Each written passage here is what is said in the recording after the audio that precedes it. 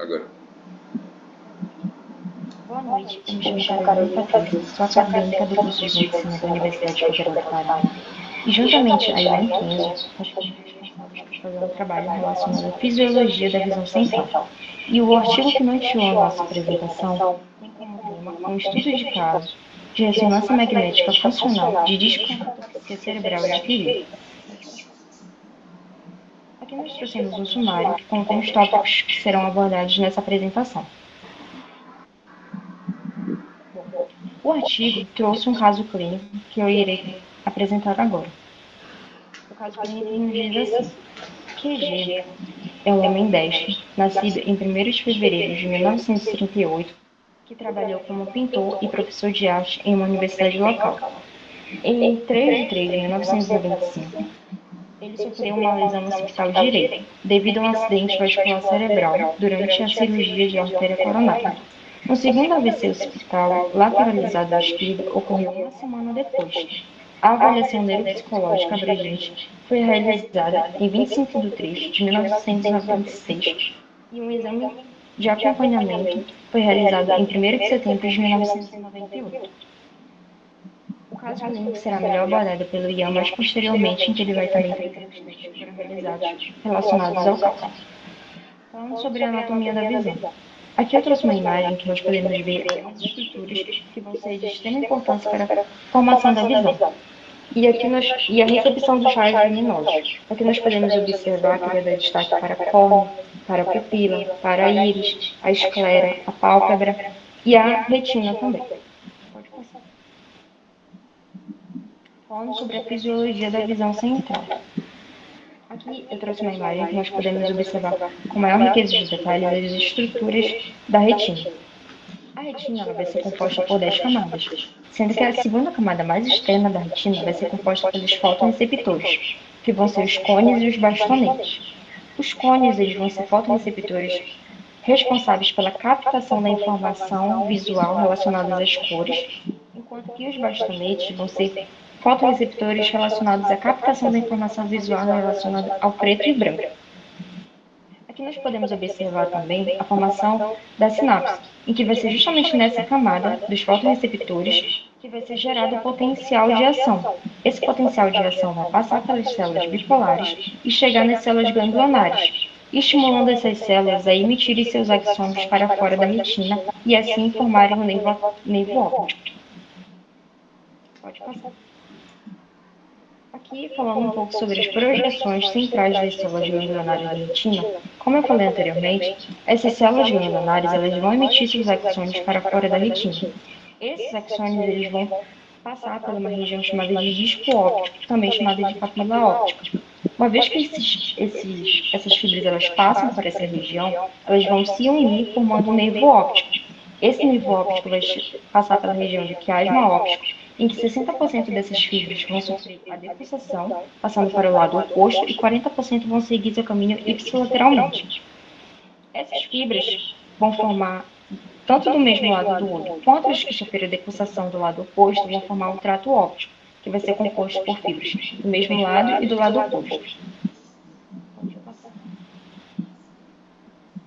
Essas fibras do trato óptico elas podem seguir por diversas vias, mas a via que vai estar mais relacionada com o caso apresentado vai ser a via retina-geniculada lateral, que eu vou abordar um pouco mais agora.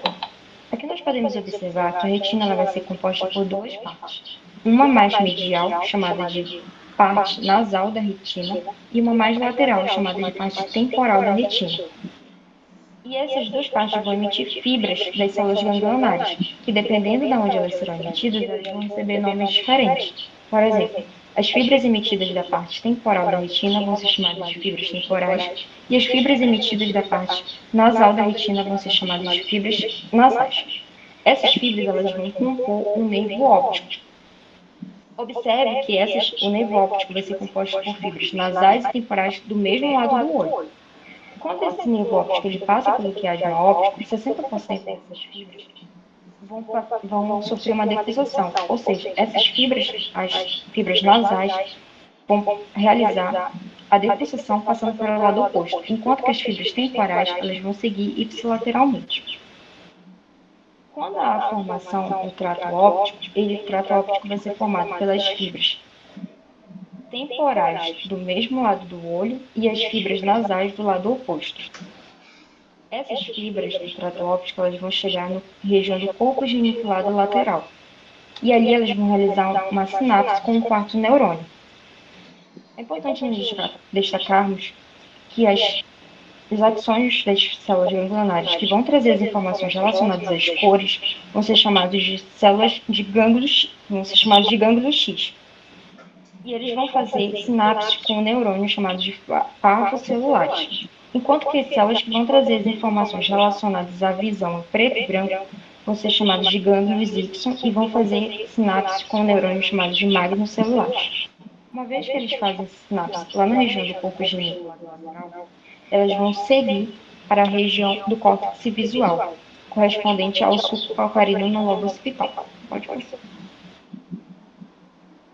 Aqui nós podemos observar a mesma via a partir de visões diferentes, a partir de uma visão mais superior, uma visão de um córtex sagital medial e a via propriamente dita em que foram retiradas as estruturas.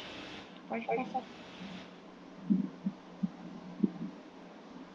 Quando essa informação chega na região do córtex visual, é importante nós observarmos que esse córtex visual ele vai ser composto pelo córtex visual primário, correspondente à área de Brodmann 17, e o córtex visual secundário, correspondente à área de Rodman 18. Para que haja a formação completa do objeto que está sendo analisado, é importante que haja interação dessas duas regiões, tanto do córtex visual primário quanto da região do córtex visual secundário, visto que o córtex visual primário vai estar relacionado com o contorno dos objetos e o córtex visual secundário vai estar relacionado ao detalhamento, à cor, à formação em 3D e à movimentação. Pode passar. Tá. Dando prosseguimento ao caso, eu vim aqui comentar um pouco sobre a fisiopatologia do caso singular do KG, iniciando a explicação acerca da etiologia e dos efeitos gerados, os quais principalmente foram dificuldades na memória e o daltonismo, que é um sinônimo de discromatopsia. Pode passar, mano. Sobre a etiologia, a Carol já comentou brevemente lá no início que ela foi ocasionada por um AVC que ocorreu durante e após a cirurgia de artéria coronária e que acabou ocasionando uma lesão no lobo occipitotemporal ventral, que foi cogitado para ser o lobo relacionado com a percepção de cores.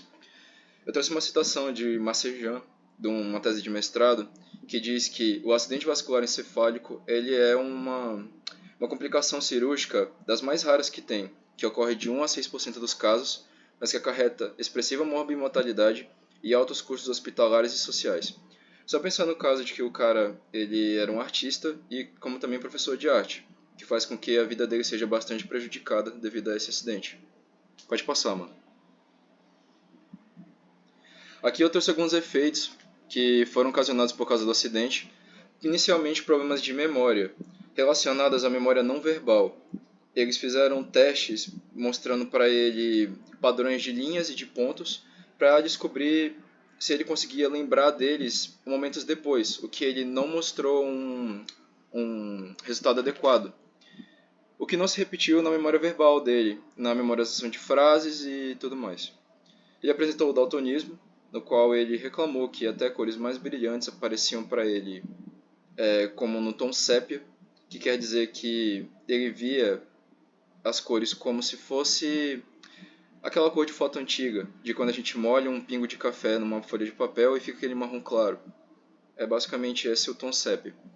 Desorientação topográfica, que é muito comum também na doença de Alzheimer, que é quando uma pessoa, apesar de morar numa casa há muitos anos, não consegue encontrar o caminho do banheiro, por exemplo. De acordo com Terêncio, 2019, a desorientação topográfica corresponde à perda seletiva da capacidade de um indivíduo de navegar no ambiente. De navegar, porque, de acordo com os testes realizados nele, ele conseguia traçar um caminho mental desde o início da sua casa na entrada até o seu quarto, que não demonstrava um problema de definição de caminho ou de memória do caminho, mas sim de navegar durante ele. E também defeitos no campos visuais, que é no quadrante superior direito e no campo esquerdo, e no quadrante superior esquerdo. Pode passar, mano. Eles fizeram um teste adaptado para ressonância magnética chamado Farnsworth-Munsell 100 ou FM100. Eles pegaram palhetas de cores e palhetas de luminosidade, como apresentadas ali no canto superior direito, e fizeram o teste com 3 grupos específicos. Primeiro, o KG, que é o grupo alterado, LS, que seria uma pessoa na mesma faixa etária e nível educacional de KG, e um grupo de 12 pessoas jovens, numa média de 27 anos, de ambos os sexos.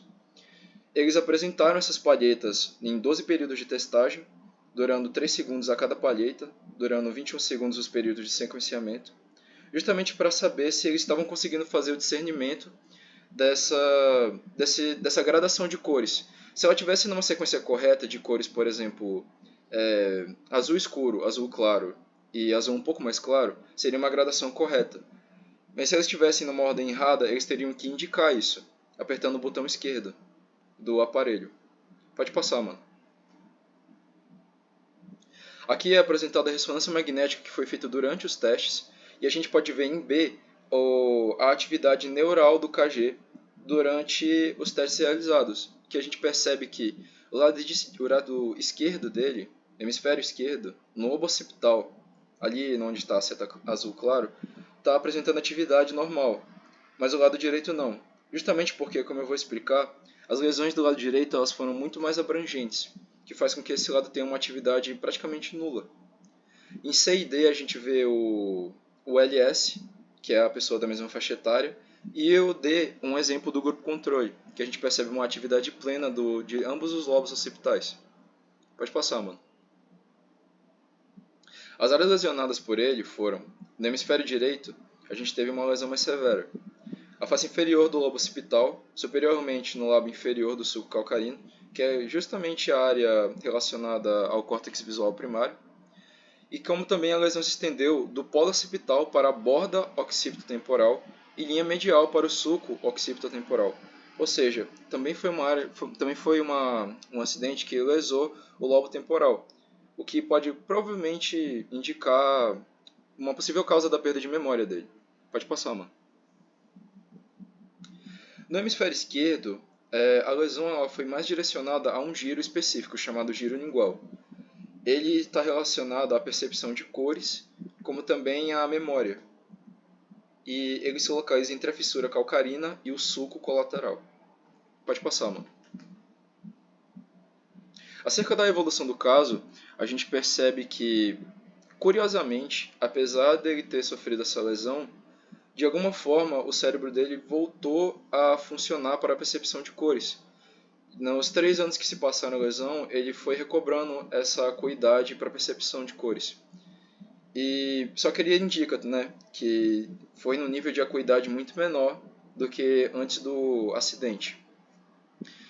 Não se sabe ao certo o porquê dele ter conseguido voltar a ter esse